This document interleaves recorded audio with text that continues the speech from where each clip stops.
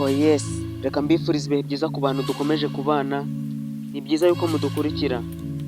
Aka kanya tugiye kubagezaho ubusobanuro bw'izina Flora. Flora ni izina rihabwa umwana w'umukobwa, rifite inkomoko ku rurimi rw'Ikigereki, rikaba risobanura ururabo.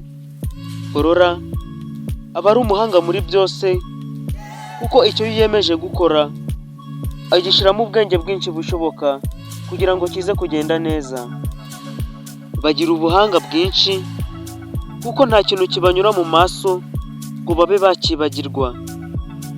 Bakunda gufata vuba kandi bagira ibitekerezo byagutse, kuko bafata umwanya wo gutekereza ku byo babona. Dusoje dusuhuza abantu bose bitwa ba Flora aho bari hose, turabakunda cyane. Niba iyi video hari icyo igufashije, dutera inkunga ukore subscribe, like, share na comment, kugira ngo buri uko twasohoye ikiganiro gisha ujye uhita ukibona mu ba mbere. Turabashimiye mwe mwabanye natwe muri iki kiganiro, mbararikira gukurikirana icy'ubutaha. Imana ibarinde.